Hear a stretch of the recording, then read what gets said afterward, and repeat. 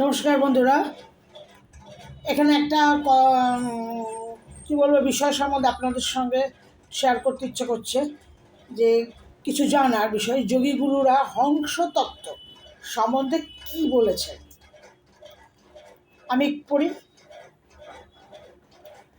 বলছে, মানব দেহের অভ্যন্তরে হৃদোদ্দেশে অন্নাহত নামক পদ্মে ত্রিকোণাকার পিঠে বায়ুবীজং আছে। এই বায়ুমণ্ডলগুলো কামকলা রূপে তেজময় রক্তবর্ণ পিঠে কোটি বিদ্যুৎ সদৃশ্য ভাস্বর সুবর্ণবর্ণ বাণলিঙ্গ শিব আছে। তার মস্তকে শ্বেতবর্ণ তেজময় অতি সূক্ষ্ম একটি মণি আছে। তন্মধ্যে নির্বাত দীপকলিকার ন্যায় হংসবীজ প্রতিপাদ্য তেজ বিশেষ আছে। ইনি জীবের জীবাত্মা। তাহলে কে জীবের আত্মা? বলছে, শিবের মাথায় একটা খুব সূক্ষ্ম শ্বেত কণা আছে, তেজময় শ্বেত কণা।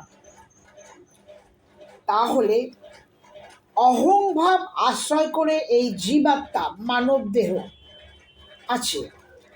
আমরা মায়ার বুহ্যমান ও শোকে কাতর হই এবং সর্বপ্রকার সুখ দুঃখ ইত্যাদি ফল ভোগ করে থাকি।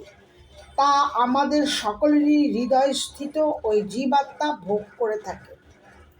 জীবাত্মা কিন্তু আমরা জীব, আত্মা না থাকলে জীব নেই, আমি যেটা বুঝেছি। তাহলে সেই ভোগ করে এই সুখ দুঃখ মায়ার আনন্দ যায়। তাহলে অনাহত পরে এই জীবাত্মা অহোরাত্র সাধনা বা যোগ অথবা ঈশ্বর চিন্তা করিতেছেন। তাহলে হংসের বিপরীত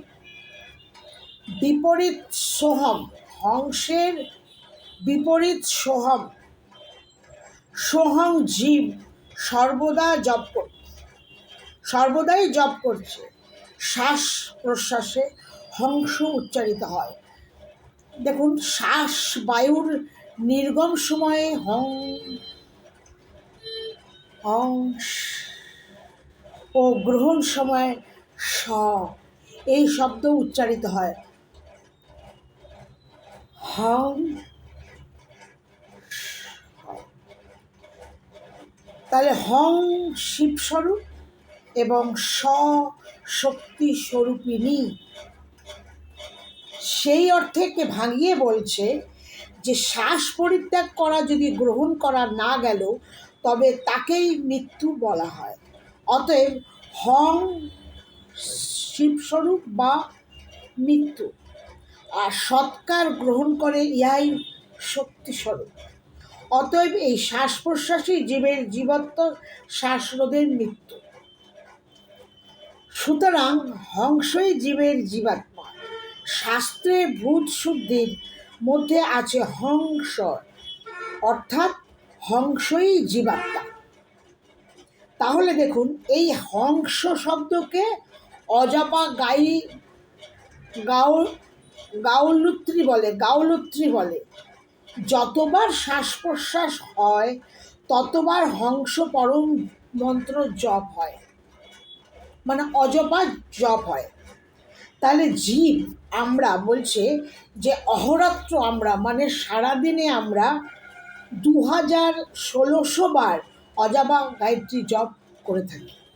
তাহলে এতে মানবের স্বাভাবিক জপ ও সাধনা হয়েই যায়।